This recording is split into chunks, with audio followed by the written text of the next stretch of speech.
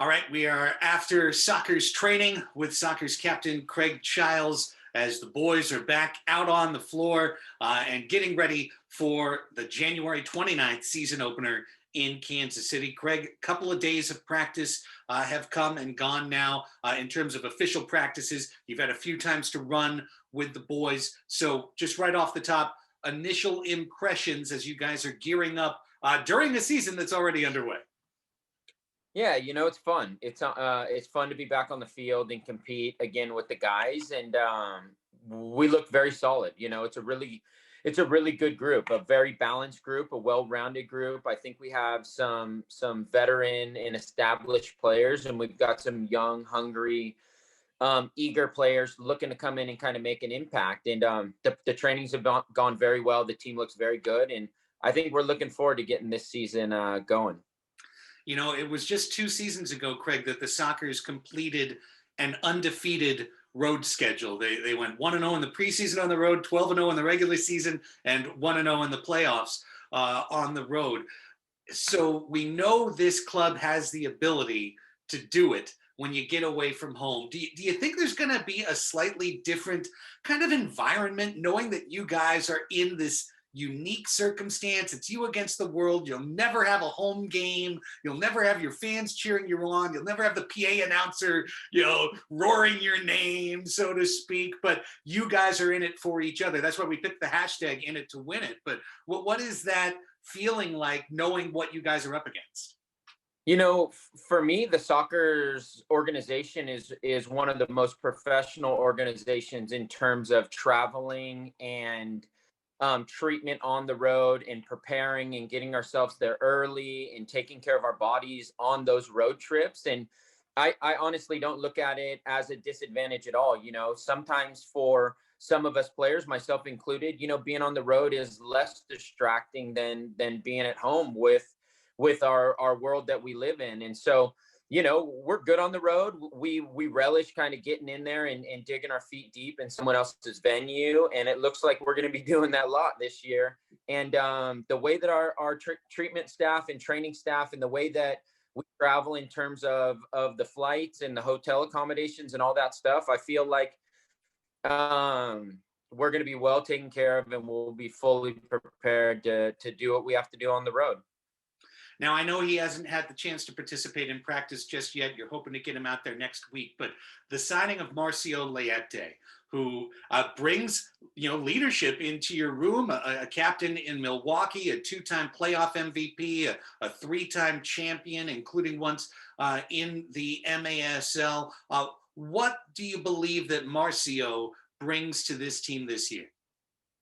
Yeah, I think Marcio is going to end up being the key to the lock for us. And my honest opinion is we have a lot of very, very good traits, and we have a lot of very skilled soccer players. And when those critical moments are on the line deep in playoffs and there's 5 or 6 minutes left, I think we need a player in the back to dictate the tempo and put their foot on the ball and lead the group a little more than we've had in the last 4 or 5 years. And I think in those playoff games, Marcio is going to stand out for us as the one that is controlling the tempo of the game, the one that is dictating whether we're pushing or we're holding onto the ball. And that's going to be critical. And I think that's something we've missed over the past few years, not to mention, his 1v1 ability out of the back is one of the best in the league. And truthfully, he's probably one of the top 2 or 3 players in the last decade. And so we're welcoming him with open arms. We are going to take his advice. We are going to listen to him as much as we can. We're going to add him to the locker room as quickly